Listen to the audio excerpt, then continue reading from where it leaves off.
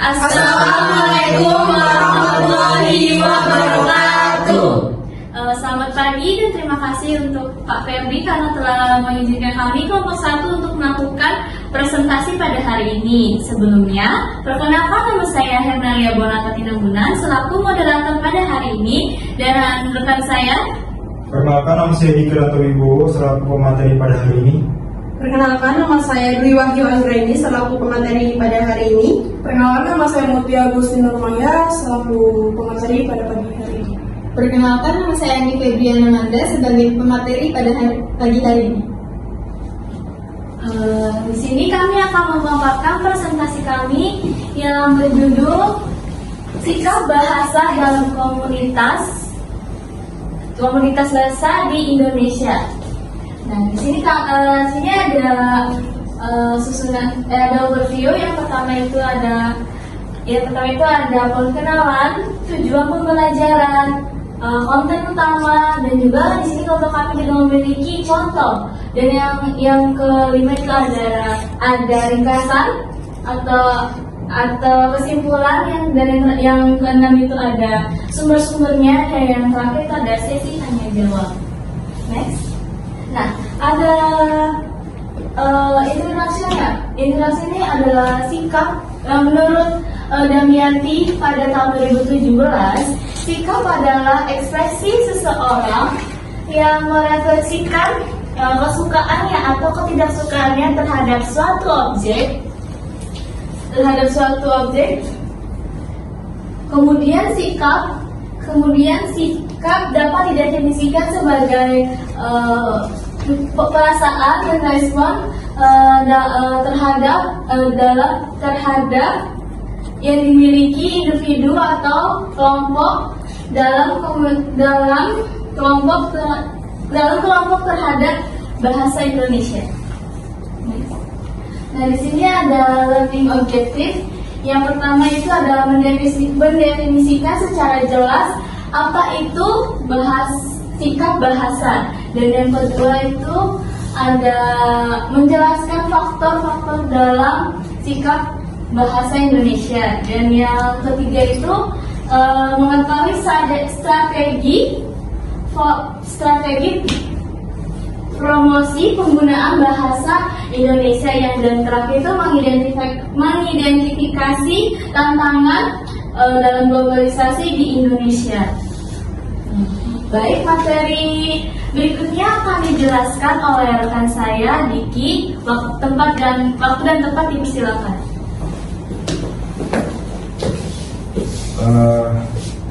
Baik, sebelumnya terima kasih pada moderator Bona telah memberikan saya kesempatan untuk melanjutkan materi. Jadi di sini saya akan menjelaskan apa itu sikap bahasa.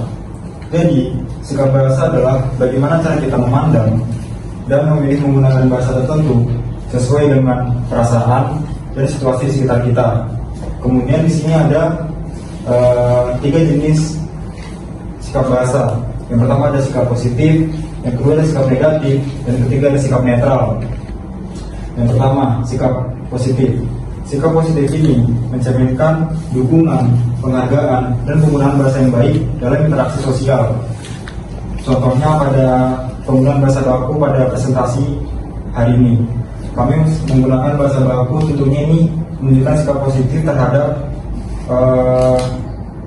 penjelasan bahasa dan penggunaan bahasa yang baik. Kemudian sikap negatif. Sikap negatif ini biasanya ditandai dengan adanya diskriminasi, pelecehan, dan penggunaan bahasa yang kurang pantas. Seperti di media sosial, banyak sekali komentar-komentar negatif yang berterbaran. Contohnya, gue sok tahu lu, itu cuma orang biasa di sini.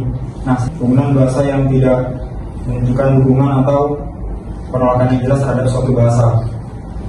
Misalnya pada bahasa campuran, seperti bahasa Inggris yang dicampur dengan bahasa Indonesia. Contohnya, nanti malam kita mau hangout kemana ya? Nah, contoh tadi itu mereka tidak terikat oleh satu bahasa saja dan menggunakan bahasa yang paling nyaman bagi mereka tanpa mengedepankan nilai positif dan negatifnya. Kemudian selanjutnya Selanjutnya ada faktor pengaruh sikap bahasa. Di sini bisa kita lihat, yang pertama ada faktor sosial, yang kedua ada faktor pendidikan, dan ketiga ada faktor media. Baik, selanjutnya saya serahkan kepada moderator. Baik. Terima kasih kepada rekan saya, Saudara Diki. Baik, materi selanjutnya akan dijelaskan oleh rekan saya, Saudari Dwi. Waktu dan tempat dipersilakan.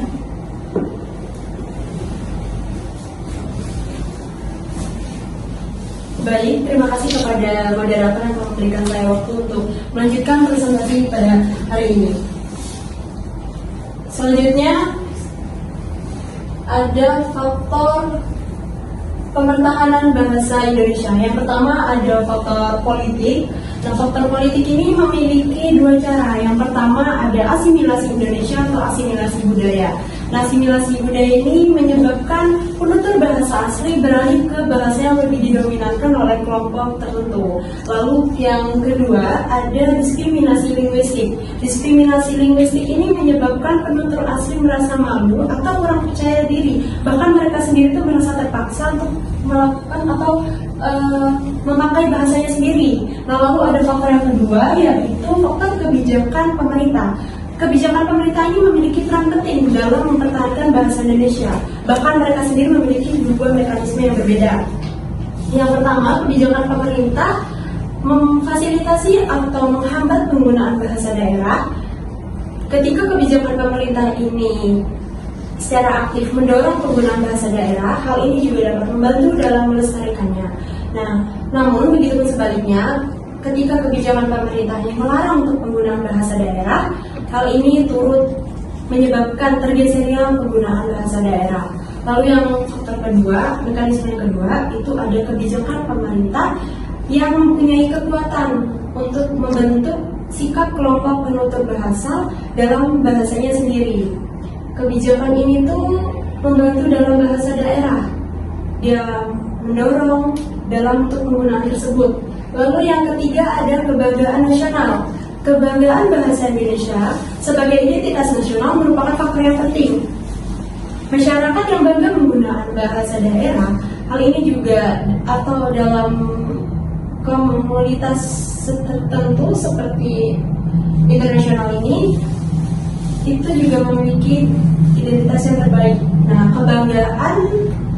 kebanggaan bahasa Indonesia atau kebanggaan ini memotivasi masyarakat untuk menggunakan, menjaga, dan melestarikannya bahasa Indonesia dalam berbagai situasi. Itu saja materi dari saya sarankan kepada moderator. Baik, terima kasih kepada rekan saya Saudari Dwi karena telah memaparkan materinya. Jadi kita next ke materi berikutnya. Materi ini akan disampaikan oleh rekan saya Saudari Mutia. Waktu dan tempat dipersilakan. Baik, sebelumnya terima kasih kepada moderator Bruna telah memberikan saya kesempatan untuk melanjutkan materi pada pagi hari ini. Materi selanjutnya yaitu strategi promosi penggunaan bahasa Indonesia. Jadi strategi promosi penggunaan bahasa Indonesia ini merupakan strategi yang sangat penting untuk melestarikan budaya dan memperkuat identitas nasional. Nah, seperti yang bisa kita lihat di sini ada beberapa strategi pendekatan yang dapat kita lakukan. Yang pertama ada kombinasi pemasaran yang dimana dengan menggunakan bahasa yang lugas dan mudah dipahami untuk menarik perhatian konsumen seperti dalam iklan online. Maksud dari lugas ini adalah bahasa yang spesifik dan mudah diterima oleh audiens. Yang selanjutnya ada kampanye bahasa yang dimana kita mendorong generasi muda untuk menggunakan bahasa Indonesia dalam aspek apapun, termasuk aspek pemasaran dan juga tentunya untuk memperkuat identitas nasional. Yang ketiga ada penggunaan konsep AIDA. Di sini promosinya digunakan dalam pemasaran untuk menarik perhatian dan membangun ketertarikan calon pelanggan terhadap produk atau layanan. Arti dari AIDA ini merupakan singkatan dari attention yang berarti perhatian. Yang dimaksud perhatian ini apa sih teman-teman? Jadi di sini akan saya jelaskan, attention itu biasanya dilakukan dengan cara yang mencolok atau menarik. Maksud dari mencolok atau menarik ini merupakan misalnya kita membuat kata-kata yang unik atau kata-kata yang menarik lah intinya. Terus mencolok ini maksudnya kita kasih warna yang mencolok gitu, biar audiens tertarik sama promosi kita. Yang selanjutnya ada interest atau minat, yang dimana kita menunjukkan minat mereka terhadap produk atau layanan yang kita berikan. Yang selanjutnya ada desire atau keinginan. Di sini kita membuat minat menjadi keinginan untuk memiliki atau menggunakan produk atau layanan. Yang terakhir ada action atau tindakan, yang dimana tahap terakhir untuk mendorong konsumen untuk mengambil tindakan seperti membeli produk, mendaftar, atau menghubungi layanan. Yang selanjutnya ada mengintegrasi budaya lokal, yang dimana ini adalah salah satu proses memasukkan elemen-elemen budaya khas atau daerah atau masyarakat ke dalam materi pemasaran atau iklan, yang bertujuan untuk membangun promosi lebih relevan, menarik, dan mudah diterima oleh target audiens setempat. Dan yang terakhir ada memanfaatkan media digital dengan menggunakan platform digital seperti media sosial, aplikasi, situs web, dan juga layanan periklanan online untuk menyampaikan pesan promosi kepada target audiens. Mungkin itu saja materi dari saya. Selebihnya saya kembalikan kepada moderator. Baik, terima kasih kepada rekan saya Saudari Mutia yang telah memaparkan materinya. Jadi kita next ke materi berikutnya yang akan disampaikan oleh rekan saya Saudari Manda. Waktu dan tempat dipersilakan.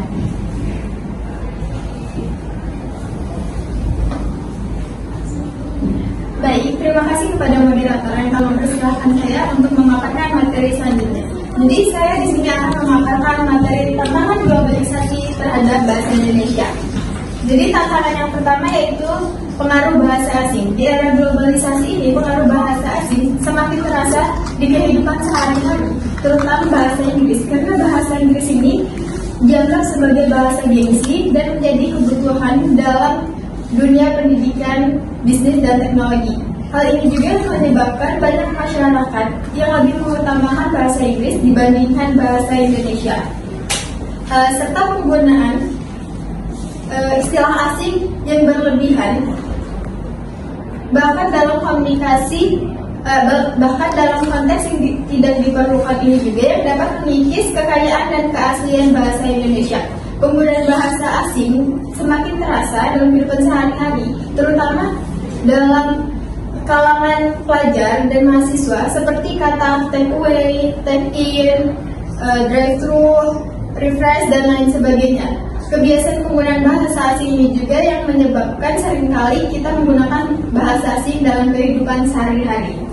Dan di sini dari tantangan ini juga terdapat beberapa dampaknya. Yang pertama yaitu pergeseran makna. Kata-kata asli Indonesia ini bisa berubah maknanya dan hilang maknanya karena terpengaruh oleh bahasa asing. Yang kedua yaitu kemunduran bahasa. Penggunaan bahasa asing yang berlebihan ini dapat menyebabkan melemahnya kemampuan berbahasa Indonesia yang baik dan benar. Tantangan yang kedua yaitu bahasa gaul dan alay. Jadi bahasa gaul sendiri ini bahasa non-formal yang sering digunakan oleh kelompok tertentu untuk menunjukkan identitas dan kedekatan. Dan bahasa alay sendiri ini variasi dari bahasa gaul yang lebih ekstrim karena ejaan yang tidak bagus serta kata-katanya yang dibuat-buat. Bahasa gaul dan alay yang marak di media sosial ini seringkali mengabaikan kaidah tata bahasa Indonesia, dan terdapat beberapa dampaknya yaitu penurunan kualitas bahasa. Karena penggunaan bahasa gaul yang berlebihan, kita dapat melemahnya penggunaan bahasa Indonesia yang baik dan benar. Yang kedua yaitu kesulitan berkomunikasi. Karena tidak semua orang memahami bahasa gaul dan alay, jadi ini dapat menghambat komunikasi yang efektif. Tantangan yang ketiga yaitu kurangnya minat generasi muda. Semakin sedikit generasi muda yang tertarik untuk menggunakan, melestarikan, dan mempelajari bahasa Indonesia yang baik dan benar. Ini dapat menyebabkan kita penurunannya penggunaan bahasa Indonesia yang benar. Dan karena program pendidikannya sendiri yang membosankan dan metode pengajarannya konvensional, sehingga bahasa Inggris dan bahasa asing lainnya lebih mendominasi di media sosial, hiburan, dan dunia kerja, dan menyebabkan bahasa Indonesia terasa kurang relevan. Dan dampaknya yaitu kemunduran bahasa. Bahasa Indonesia bisa kehilangan kekhasannya dan tergerus oleh bahasa asing. Yang kedua yaitu penurunan penggunaan bahasa baku, karena bahasa gaul dan singkatan yang berlebihan dapat menggeser penggunaan bahasa Indonesia yang baik dan benar. Yang ketiga yaitu identitas nasional. Karena kurangnya minat terhadap bahasa Indonesia, ini dapat melemahkannya identitas nasional. Baik, sekian materi dari saya kembalikan kepada moderator. Jadi, terima kasih kepada saudara saya Saudari Manda karena telah memaparkan materinya. Baik, di sini kita lanjut untuk materi berikutnya. Di sini kelompok kami mempunyai examples atau contohnya. Contohnya itu dalam penggunaan bahasa gaul.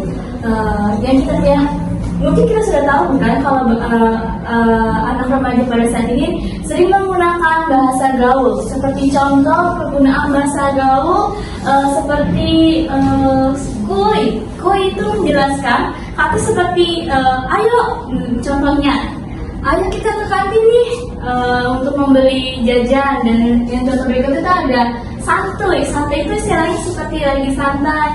Dia yang menjelaskan kata-kata yang bahwa itu dia sedang bersantai dan tidak melakukan apa-apa. Dan yang ke ini juga ada kata gaje banget. Gaje banget itu kayak menjelaskan seperti lihat orang itu gaje banget ya.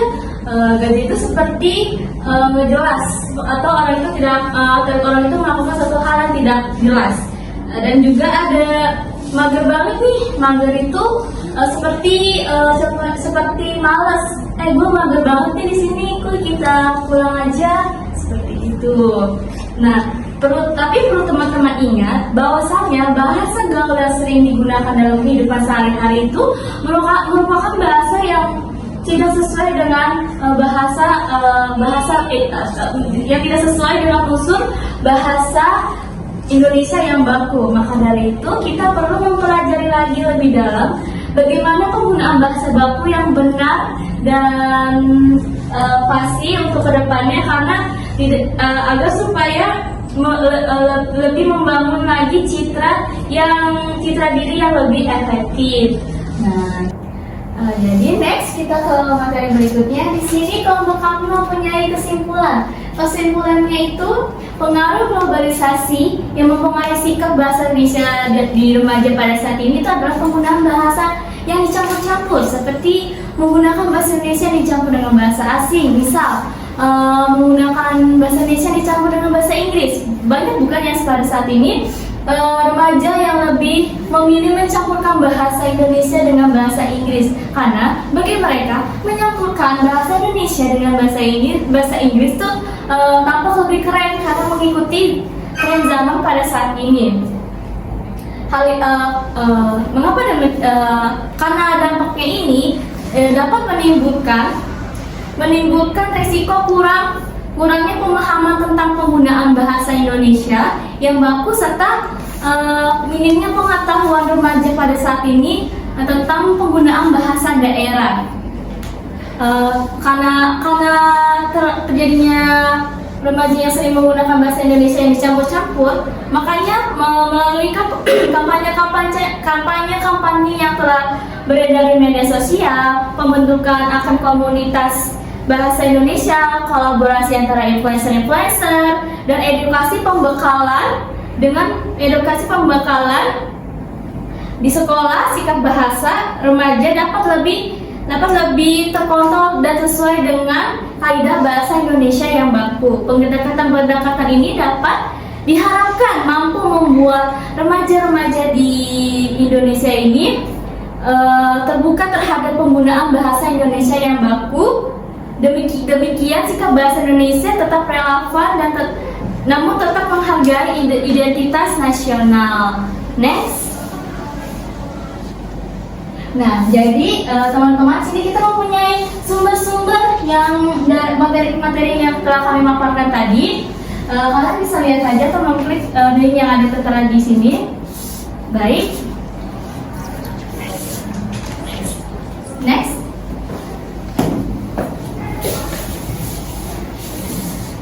Sekian dari kelompok kami yang telah memaparkan materi kami pada hari ini.